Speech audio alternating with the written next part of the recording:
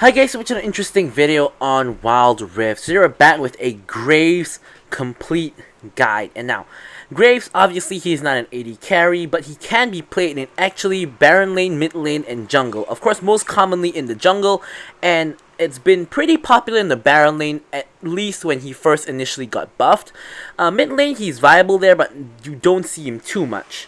So, he is the default jungler that I go to if I get autofilled to jungle, and the reason I like to play him in the jungle is because he's obviously the closest jungler you can get to an AD carry. Of course, unless you play an actual AD carry in the jungle like Kai'Sa jungle or Vayne jungle, which is really not good because if the enemy jungle knows what they're doing, they're going to come and invade you and destroy you. So Graves is probably the best AD carry like jungle that there is, which is mainly why I play him in the jungle. Another reason is I feel that Graves can carry in the late game, like unlike someone like, let's say, a Pantheon, a Vi, Jarvan, Xin Zhao, who's gonna fall off in the later stages of the game. In the later stages of the game is actually where Graves actually becomes stronger and stronger, especially after getting 3 items. So regardless, let's actually get into his skills, abilities, and leveling order. And today we're actually going to be doing something a little bit different. Instead of jumping straight into the practice tool, we're actually going to do it right here. Because his passive and all is really long, so I don't want to be making any mistakes here, so I'm just going to go through it like that. So his whole passive is his shotgun mechanic. So he has a shotgun which has 2 bullets, and of course when he uses 2 bullets he has to reload. Building attack speed does make his reload timer shorter, but not by too much. However, it does increase his attack speed, which basically means in this case the time between his 2 attacks, of course. And his normal shot fires 4 bullets, which will knock back enemies slightly, and jungle monsters as well. So that's why it's easy to clear in the jungle with Graves. He will kite the monsters very easily. And however, if you crit, he will fire 6 bullets instead of 4 bullets, and it also increases all 6 bullets damage. So critting on Graves increases your damage by a lot, like really a lot. And structures will only take 75% damage from your attacks. However, Graves still clears towers really quickly. His bullets cannot pass through enemy units. So basically, if you're fighting like you're going for a gank, you're fighting someone in the lane, whatever the case is, if they are standing in their minion wave, you literally cannot damage them because the minions will block the shots for them. Likewise, if they stand behind a jungle monster. So that is something that you really have to keep in mind when you're playing Graves, is that it will hit only the first attackable target in front of you. So whether it's a dragon, a red buff, a gromp, a minion, or a tower, anything is going to block his shot. So that's something you really need to take note of. And yeah, so that's about it for his passive. Now, we're actually going to jump into the practice mode itself. We're going to jump into the practice mode itself to cover his abilities. But first up, we're going to cover his leveling order. So a little bit of a mix-up in this particular complete guide. So first up for his leveling order, actually on level 1, you'll actually take your E for jungle Graves, and you'll take your Q for lane Graves. So assuming we're going to the jungle, we're going to take E at level 1.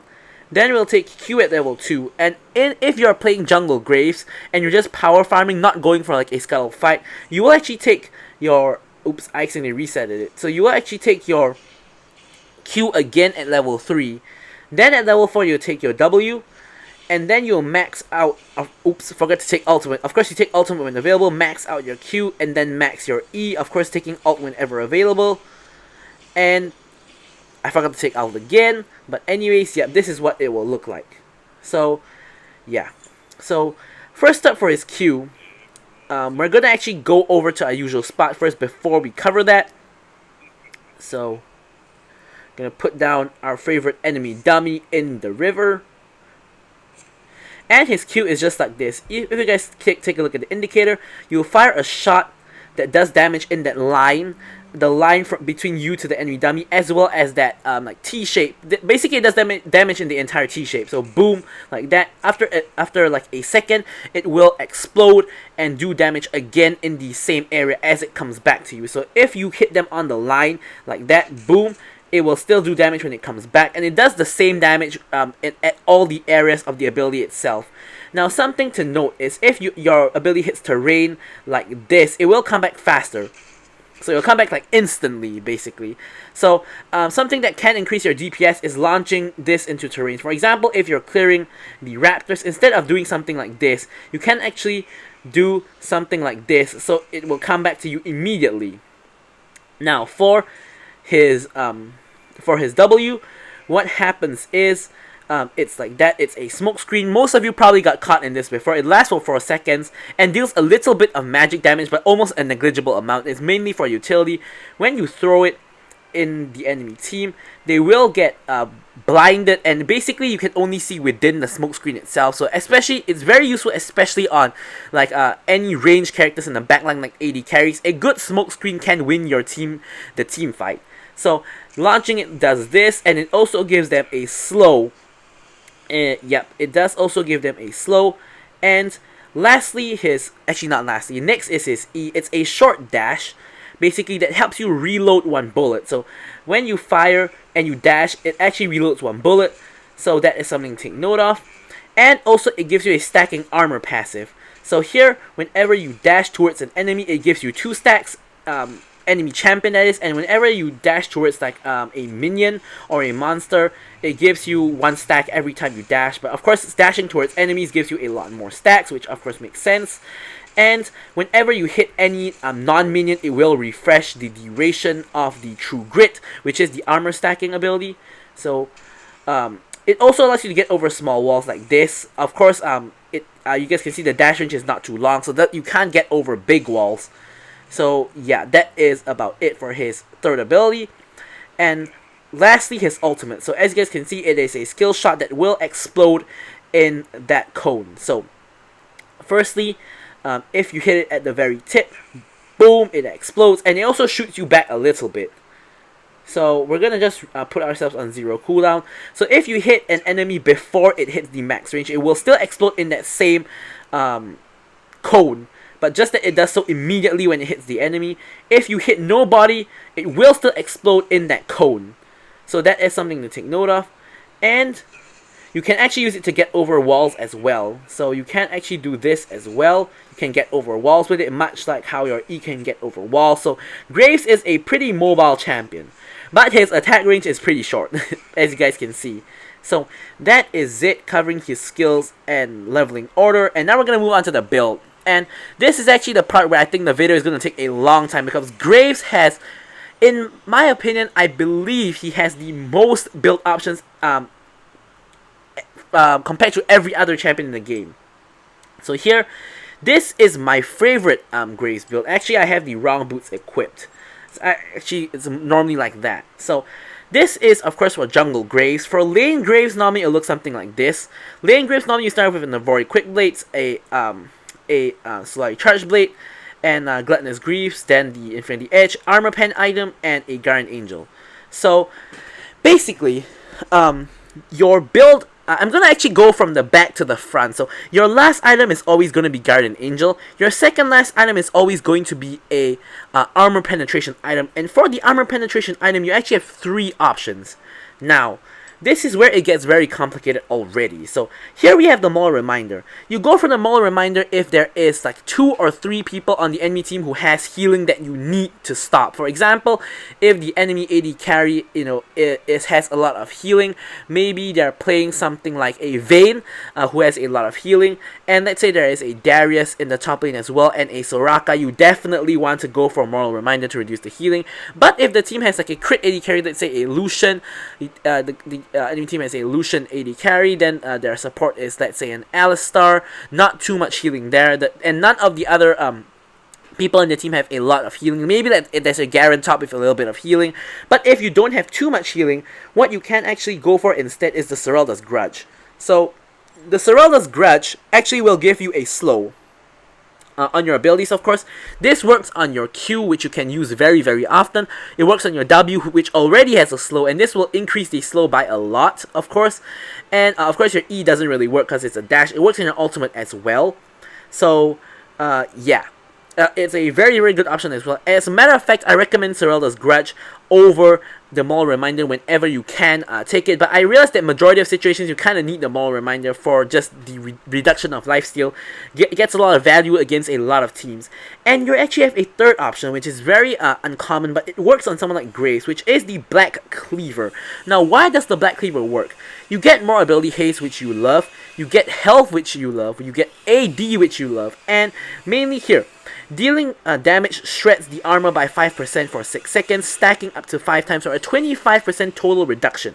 Now, you can proc this very easily because one of your crit shots, by this time you will have like full crit already, one of your crit shots gives you 6, shoot 6 bullets, which will instantly proc the Black Cleaver itself. So, you also get the movement speed from the Black Cleaver, so you build this if your team is like full AD or only has 1 AP source. So if like your team is like full AD, your whole team is going to benefit a lot from this because this applies the debuff to the enemy champion. Whereas if you go for something like the Maul Reminder, which does give a comparable amount of armor penetration, it only applies to your damage, but the Black Cleaver applies to your entire team's damage. So you go for the Black Cleaver if you have like a AD heavy team, and if you know there's someone on the team carrying and they're an AD champion as well, you want to go for the Black Cleaver.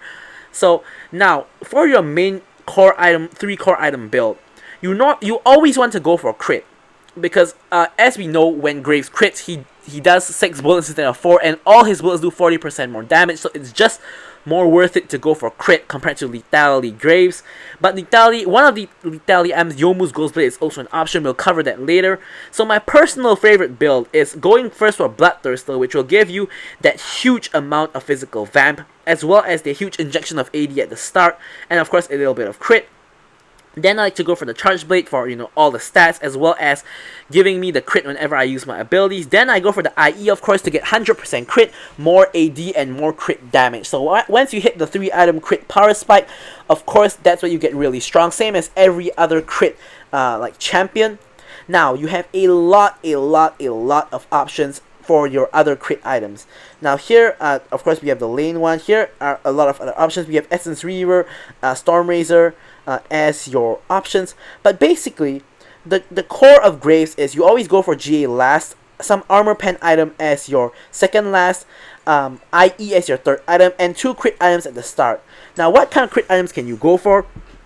You can actually go for as I've shown you guys, you can go for the Essence Reaver as your first item as well. You can also go for Essence Reaver. You can go for Stormrazor as your first item as well, which is if you like that, because it gives you the slow as well, which is very useful for Graves.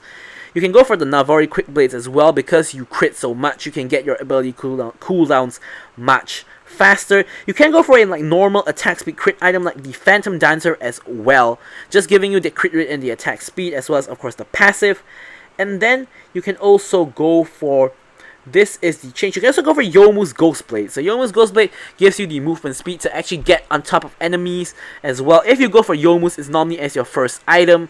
And other than that, you can also go for Death's Dance as your last item instead of the GA if you don't really need the GA. For example, if you're going to a very AP heavy team, the armor from the GA may not be very useful. Instead of the revive, why not just take the Cauterize passive and the increased spell vamp in addition to all the other stats that Death's Dance gives you. So really, like if you take a look here, like really actually like almost every item you see on here is viable on Graves.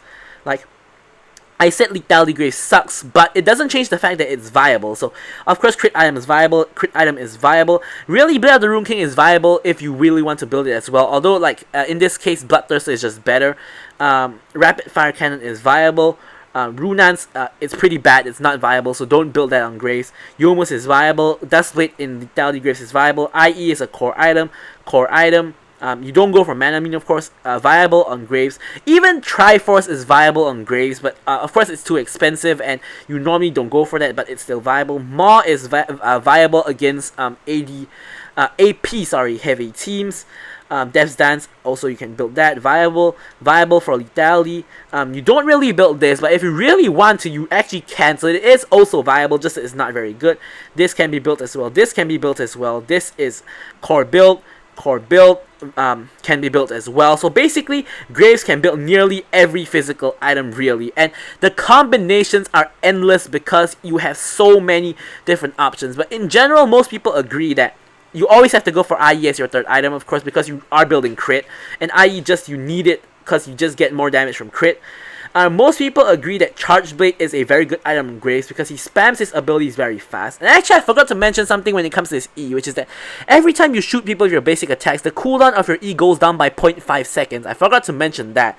So you spam a lot of abilities. Charge Blade generally gives you a lot of value. It's normally just the first crit item that people can't really agree on what's best. Some people like Bloodthirster like me. Some people like Essence Reaver. Some people like Storm Razor. So some people like Quick Blades. So really, there are a lot of options when it comes to your items. But now we're going to move on to the runes, and there are also many different viable runes. Now personally, I like Conqueror because much like Vayne, I think Conqueror gives you the best chance of carrying in the late game. It gives you the most damage. But instead of taking Conqueror, you can actually go for Phase Rush as well.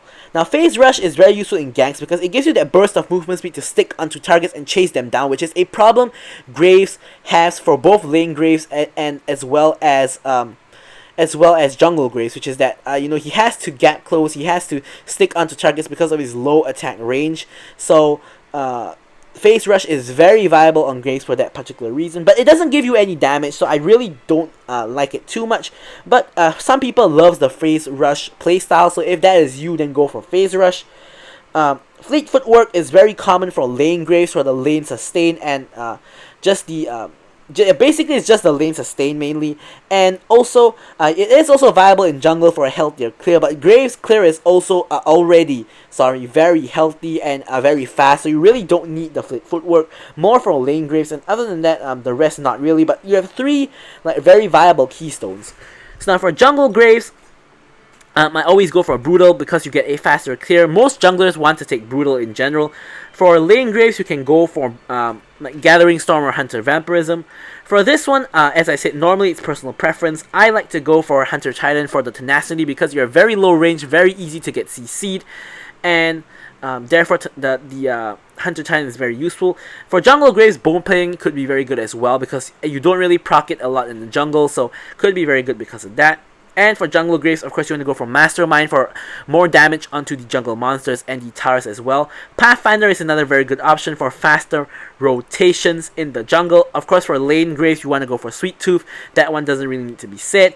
And I actually realized I forgot to cover the enchantments. So for the boots, if I go for a lifesteal item like the Bloodthirster, I won't bother going for the Gluttonous Greaves. Normally, although you see in the gameplay, I do actually go for it, but normally I don't want to go for it. Normally, Merc Treads is the best because you get magic resist, which you don't have any of, and you also get the tenacity to get CC'd for a shorter duration. As I said, he has very short range, he gets CC'd a lot, so you kind of want to pick this up. I don't normally go for the plated steel caps because you can already stack a lot of armor just from your E itself, so you normally don't need the plated steel caps. It's normally between Merc Treads and Gluttonous Greaves.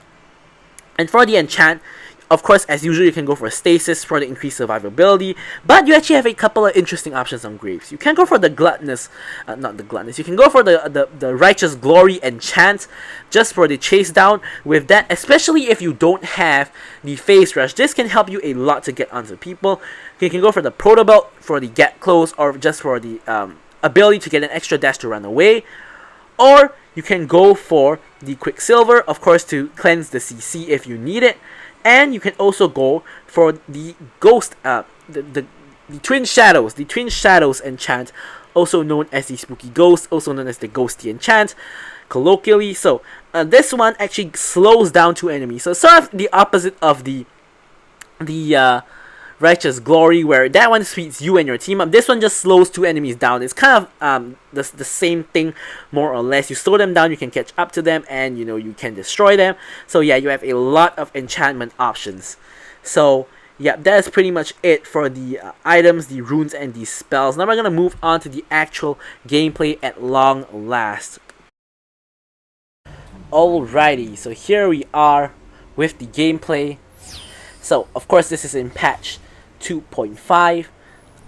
Nothing too much changed for Graves in patch 2.5 in terms of his items or himself, but as usual, when you get to the gameplay, don't forget to like, comment, and subscribe if you guys enjoy what you're seeing so far. So yeah, so here I'm doing the usual jungle trick of just warding my blue and starting on my red. Of course, the enemy jungler is a Yasuo, so it's really unlikely he's going to invade me, but you know, I have a spare ward anyway, and I won't need to use Sweeper until I go for my first gank. So as I said, I'm starting with my E here. And I didn't really explain this just now, but the main reason you start with your E is not just to get more reloads when you jungle, but it's actually mainly for stacking up your true grit, which is of course your armor stacking abilities, because it is actually possible to get 8 stacks of true grit before you get to the scuttle fight, especially if you do a full red side clear. So if I go red raptors into Krugs and then into the bot side scuttle in this particular match, I will actually get 8 stacks of true grit when I go into the enemy Yasuo. So that gives me a very significant advantage. Here I lose my stacks of true grit because I changed my pathing to go towards the Akali in case the Nasus doesn't actually manage to get the kill. Thankfully he does, so I don't actually have to do anything, but I lost all my stacks, so that's a bit unfortunate.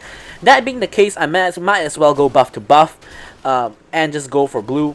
Now of course here, as you can see, I took 2 points into my Q instead of taking my W, because I'm not really planning to fight, at least as of yet, or I really don't have a big use for my E. Here I see Yasuo on the scuttle, he knocks me up, and here I do land up in a scuttle fight, but here anyway I smite the scuttle away from him. Ashe manages to pick up the kill, so it's all good. There I of course level my W at last, use it a little bit for the slow, and we get the Alistar very low. Of course I do have double buffs at the moment. He is like literally 1 HP, but Graves has completely no range, so I can't really do anything. Nice bubble by Nami onto the Jinx, and the tower is blocking me, so I have to flash out so that I don't die. So as I said, of course, one of the biggest weaknesses of Graves is getting blocked by anything really. So if you saw first when Nami hit the bubble, I couldn't attack her. I had to walk around the minions to attack her, and when I finally could attack her, she walked behind the tower. So clearly the Jinx knows how Graves works, so which is not surprising because this is pretty high elo. But yeah, so it really didn't work out too well there, but overall we did get a kill as well as the topside scuttle. So, but we did lose quite a lot of tempo on the map because we didn't actually manage to kill either Jinx or Alistar there. So I wasted a lot of time there, and which allowed Yasuo to get the free bot side scuttle, so couldn't double scuttle him unfortunately. So we're just gonna go back to farming. Now something about Graves is he needs a lot of farm. There, as you can see, I use Q into the wall just so it launches faster, kiting the camp of course. Just walking away from the camp and just shooting it away. Of course I dash straight into the camp there, but it doesn't really matter, the camp's about to die anyway. So Graves needs a lot of farm. So any downtime you have, you want to be power farming your jungler. He is one of the fastest clearers of the jungle in the entire game. So you want to be just spending all your time either farming or ganking and getting kills, because you will need all that farm to reach your 3-item power spike, which is where you really do well. Here, as you guys can see, dashing over the wall to get where I need to be. Here I'm just going for the enemy Krugs, nothing too special here, and my team is pushing in as well. Here obviously I'm spotted, but I really don't care if Jinx attacks me a little bit. She does get some quite a significant chip damage on me honestly, but I do have Nami at my side, which of course I am dealing with. Of course we were meant to do a bot lane, but of course I didn't manage to get AD carry. I got jungle instead, so I don't really have a choice but to play jungle. So yeah, here we 3 of us push out the minion wave, which allows us to rotate for the Cloud Dragon. Now Cloud Dragon is really important for Graves, because as we all know, Graves is one of those characters like a Darius or a Garen or an Olaf who wants to run straight into an enemy's face and just auto attack them to death.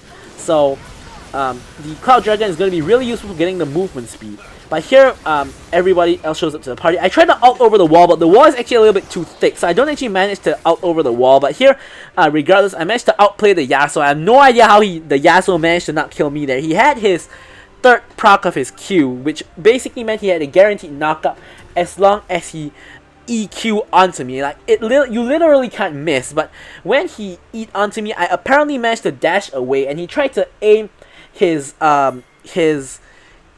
Q at me, and he missed, so I survived just because of that. Of course he was low after that. My auto attacks do a lot of damage as well, so here I'm just checking whether they are actually on the dragon. Camille doesn't rotate, so as a result she actually gets the first tower. which is already really good for our team because that gives our team a goal lead. Of course, first tower is a huge injection of gold for the entire team. So here I have time, so I'm going to pick up my blue buff. Of course, me and Nami can't just simply go for the dragon ourselves, especially when Akali and Jinx both have priority. So really, we can't start up the dragon, unfortunately, but we got to wait for our team. Akali obviously is rotating. Looks like she was about to rotate to the dragon, but she didn't. Yasuo is obviously here. And Alistar is here as well. Jinx probably recalled. So here I'm just trying to push out the wave. Of course, Graves' wave clear is pretty good with his Q. So we do have the priority on the top wave now, and we also managed to get priority on the mid, where Akali is spotted recalling. So now we have a very brief window of opportunity where we have both top and mid lane priority, and Akali is out of the equation because she has recalled. Alistar flashes in for the engage, but he has no follow-up, unfortunately. So here we hit him with like all the CC. He manages to die. Yasuo dies as well. I managed to pick up the kill onto the Yasuo, which basically gives us a free dragon. Akali finally back on the map. Garen and Akali are both mid, trying to duel with the Nasus. In the meantime, while Nasus is distracting them, we will be able to pick up the free Cloud Dragon. Jinx obviously knows she cannot contest. Doesn't even try to rocket the Cloud Dragon, especially because they nerfed the rocket. So it doesn't really, the chance of her stealing it really isn't very high anymore. Since we are in the area, we are also just going to complete all of our camps on this side of the map. This allows us to recall and go to the other side of the map to either pick up all the camps on the other side or to try to contest the Herald. So, of course, as I said, Graves, you want to power farm the jungle as much as you can because you really, really need all the gold you can get. So here we pick up Bloodthirster as well as our boots and as well as a dagger. So, of course, all these crucial items for Graves. Now with my first item, I'm going to be doing way more damage, and also with the lifesteal, very, very deceptive. That's why I love the Bloodthirster Graves, because sometimes the enemies think they can kill you and you just kite them out with your auto attacks and your lifesteal as well. So here I'm just clearing out camps. Camille actually goes onto the Rift Herald and spots the Yasuo there, which is exactly where I expected the Yasuo to be. I was actually okay to concede this Rift Herald, but Camille seems to be wanting to contest the Rift Herald. So since it's a 2v1, of course we're going to go contest it. She manages to lock down the Yasuo, and I actually just managed, technically I KS'd her there. Herald resets just as I smite it, unfortunately, so this has become a little bit of a sticky situation because I don't actually have smite anymore. I managed to pick it up with my auto attacks, and I get collapsed on by both the Alistar as well as the Garen, but of course me and Camille are both very mobile characters and we can escape from the two of them with relative ease. So what do I do now? Of course, go back to farming my jungle. With my crit, of course I will be able to clear the jungle a lot faster. Just taking all the Krugs before we go back. So here we got the Herald Empowered Recall, getting back real quickly, building towards the Solari Charge Blade, of course, and with Herald picked up on the bot side, picked up all the bot side camps. Now of course going to go to either the mid or the top side in general. I see like 4 of them in the top side jungle, so this is a golden opportunity to get a free mid lane tower. So here I'm going to actually set the Herald. Here it is. I set the Herald. I auto take the tower a little bit because the Herald will take about 2 plates worth of damage, so I don't bother with the rest. I'm gonna let the Herald finish the job. But Nasus and Nami seem interested in going for more, but you know, I'm not gonna make the greedy play of like pushing more than 1 tower. I'm just gonna let the Herald take it. I get the last hit on the tower from the Herald as well. And I'm going back to farming my jungle. Of course, I pick up the red buff. I'm going for the Grump. Now, and if nothing happens, I'll go for the wolves as well, but of course something is indeed happening. Or, I guess not. I guess I'm just gonna recall and pick up some items. I probably can't afford the Charge Blade now, which is probably why I recall. As you guys can see, I do pick up the Charge Blade, and I actually pick up the Gluttonous Greaves as well. Probably just autopiloting to picking up the Gluttonous Greaves as an AD carry main, but really I should be picking up, in this particular match, probably picking up the Merc Treads, because there is a lot of CC on the enemy team with the Yasuo and the Alistar. And there is a viable AP threat as well in the Akali. Here, I managed to burst down the Jinx and the Yasuo as well. And Yasuo flashes away, Alistar headbutts me away, and unfortunately Akali lands the Shuriken to get the kill on me. But just look at how much damage Graves does with his double crit item combo already. Like, I destroyed the Jinx there, I destroyed the Yasuo, but he flashes away with a sliver of HP, and the Alistar peel was just a little bit too much. And also, of course, Akali landing the Shuriken, really unfortunate of a situation. Could have been like a double kill, at least for me, and if I trade my life for a double kill, not the worst situation in the world. And in this particular match, I choose to pick up the Twin Shadows Enchant, which will of course help me out in chasing them a lot, because Jinx is very immobile, Alistar is pretty immobile, Yasuo has conditional mobility depending on whether there's minions or not. If not, he's immobile as well. Garen is also very immobile. He only has a speed up on his Q, so of course, Akali is very mobile, but I do think overall that this Ghost Enchant is going to be putting in a lot of work. We get the kill onto the Yasuo, which gives us a guaranteed Ocean Dragon, as long as I don't screw up, which I do not. I even smite very early, because really there's no threat there, no contest at all. I'm going mid to pick up the huge wave. We managed to ace the enemy team, so we have a lot of free time on the map. My entire team is like in the topside jungle, raiding their jungle, which is of course what they should be doing. Of course, I'm going to push out another mid lane wave, because of course I can pick up that free farm. Garen comes over to respawn, and I'm going back to my jungle, of course, to farm. And the Rift Herald failed the dash over the wall there, so some walls are pretty thick and hard to dash over. Thankfully, we don't have any of these boo-boos in the fights themselves. Except for just now, actually, when Yasuo was chasing us at the first dragon fight. I nearly died because I couldn't dash over the wall. Anyways, here we're just going to pick up the red buff. Red buff is very crucial on Graves because of the slow. Makes it a lot easier to chase them down. So here I'm checking for wards in the enemy pit. Not enemy pit, in the Herald pit, I should say, not the enemy pit. And we're of course going to go for the Herald as well. So in the objective game, we are 2 for 2 in terms of Dragon, and we are so far 1 for 2 in terms of Herald. Possibly about to make it 2 for 2. So here I smite actually just a tad too early. Camille picks up the Herald, which is really not a major issue for me. Our team still gets it, so really it doesn't really matter who gets it. Here I Ghost Enchant just to slow them down, and I get the kill onto the Yasuo. Here Garen caught in the Hextech Ultimatum, easy chase down for us. There is Gauge procs for him, but it doesn't really do anything for him. Easy double kill for me, and we got the pressure here as well. We have the Herald. Camille summons the Herald, which is of course the ideal move. But we have a 5-man push on the bot lane, and really, and the enemy team can't stop us. Only Jinx is here. Akali clearly can be seen pushing the mid lane, so Jinx really can't do anything about this at all.